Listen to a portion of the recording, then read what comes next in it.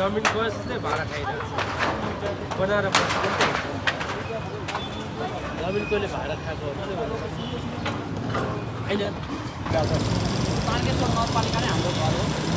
कानुनको राज्य पालना गरेको देख्दा खुसी लागेको छ। तारकेश्वर नगरपालिकाले केन्द्रले गरेको कामको सुरुवातलाई उहाँले पनि साथ दिनुभएको छ। यसमा धेरै धेरै धन्यवाद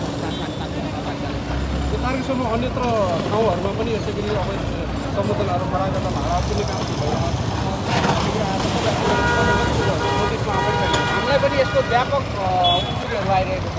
हामीले हाम्रो उजुरीहरूलाई नै हामीले सार्वजनिक सुनवाई हुँदाखेरि तारकेश्वर नगरपालिका हामीले धेरैचोटि लगेर बुझाइसकेको छ र त्यसकै फलस्वरूप यो विषय पनि हामीबाट धेरैचोटि आएर हामीले यो विषयमा धेरैचोटि ताकेता गरेका छौँ र यो अहिले फलस्वरूप तारकेश्वर कुटुङ तारकेश्वर हाम्रो भाइहरूले जुन रूपमा आवाज उठाइरहनु भएको थियो त्यो आवाजको पनि आज पालना भएको छ र तारकेश्वर नगरपालिकालाई यो कार्य गरेकोमा धेरै धेरै धन्यवाद। तर यसको सत्य कस्तो अहिले कस्तो घटी परेको छ यहाँ चाहिँ भन्ने आधी दर्जनभन्दा बढी घर हामी देख्छौँ। यो त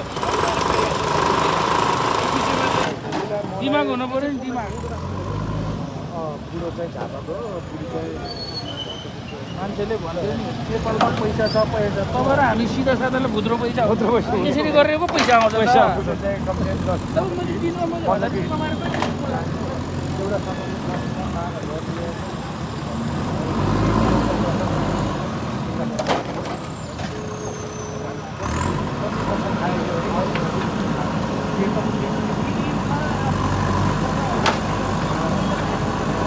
एउटा